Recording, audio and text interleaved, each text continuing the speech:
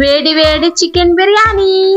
మా అక్క పిల్లలకి ఇష్టమని చికెన్ బిర్యానీ చేసిందండి. పిల్లలు అయితే చాలా ఇష్టంగా తిన్నారు, చాలా హ్యాపీ అనిపించింది.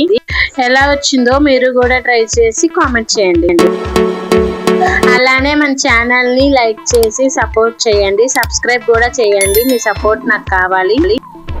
ముందుగా బాస్మతి రైస్ అయినా నార్మల్ రైస్ అయినా తీసుకోవచ్చు. మేమైతే బాస్మతి రైస్ తీసుకున్నాం. ఇది మేము కేజీ చేస్తున్నాం, మీ క్వాంటిటీ మీరు తీసుకోండి. శుభ్రంగా వాష్ చేసుకొని ఒక అరగంట నానబెట్టాలి.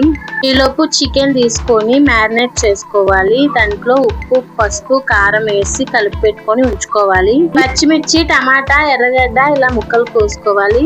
స్టవ్ ఆన్ చేసి బాండి పెట్టుకొని ఆయిల్ పోసుకొని మనం ముందుగా మ్యారినేట్ చేసుకున్న చికెన్ ని ఒక 70% వేయించుకోవాలి. మంట అయితే మీడియం లో పెట్టుకొని వేయించుకోండి. హైలో పెడితే మాడిపోతుంది, ముక్క వేగదు. ఇలా మొత్తం వేసి వేయించుకోవాలి. మూత పెట్టకండి, మూత పెట్టకుండానే వేయించుకోవాలి. ఇందులో కొంచెం కరివేపాకు కూడా వేసుకోండి, చాలా బాగుంటుంది.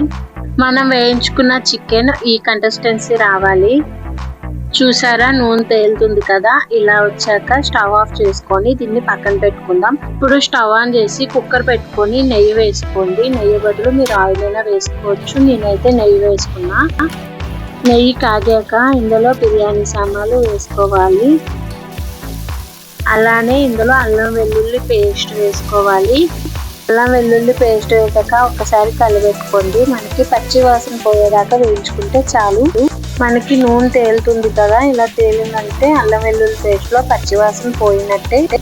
ఇప్పుడు ఇందులో ఎర్రగడ్డ, టమాటా, పచ్చిమిర్చి, ఒక స్పూన్ ఉప్పు, కస్తూరి మేతి కొంచెం, ఒక అర చెంచా పసుపు వేసుకోండి. ఒక్కసారి కలిపెట్టేసుకుందాం. మనం ముందుగా వేయించుకున్న చికెన్ లో కారం, ఉప్పు, పసుపు ఉంటుంది కాబట్టి నేను కొంచెం వేసాను. ఇప్పుడు కారం అయితే వేయాల్సిన అవసరం లేదు. ఎర్రగడ్డలు, టమాటా, పచ్చిమిర్చి వేగినాక చికెన్ ముక్కలు కూడా అందులో వేసుకొని ఒకసారి కలిపెట్టేసుకుందాం.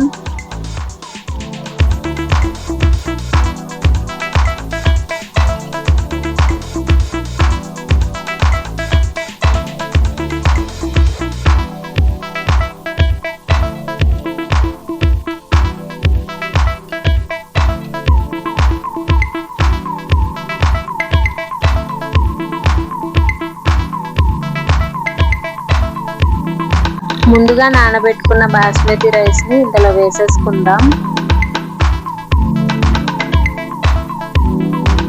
ఇది ఇంట్లో రెడీ చేసిన బిర్యానీ మసాలా.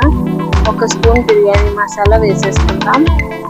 ఇలా కలిపెట్టుకున్నాక ఇందులో వాటర్ వేసుకోవాలి. ఒక గ్లాస్ బాస్మతి రైస్ కి ఒక గ్లాస్ వాటర్ వేసుకొని ఇందులో కరివేపాకు వేసుకుందాం. ఈ బిర్యానీ చేసింది మా అక్కే. నేను వీడియో తీసుకుంటే నవ్వు ఆగట్లేదు. దానికి కొంచెం కొత్తిమీర వేసుకొని మూత పెట్టేసి ఒక విజిల్ రానివ్వాలి.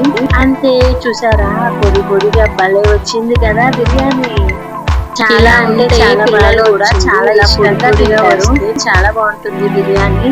నాకు తెలిసి ఈ సమ్మర్ హాలిడేస్ కి పిల్లలకి ఏమి ఇష్టమో అది చేసి పెడితే వాళ్ళతో అయితే కొంచెం అల్లరి తగ్గుతుంది. ఇప్పుడు మా అక్కని చూడండి, వీడియో చూడగానే ఒక స్మైల్ ఇస్తుంది, దానికి నవ్వు ఆగట్లేదు. ఇంకా మా అక్కి గురించి చెప్పక్కర్లేదు, నేను మా అక్కి ఇద్దరం ఒకటే. కొంచెం కొత్తిమీర వేసుకొని నెయ్యి వేసుకొని ఒకసారి కలిపెట్టేసుకుందాం. అంతే, రెడీ అయిపోయింది వేడి వేడి బిర్యానీ. చూసారా, పొడి పొడిగా భలే ఉందండి.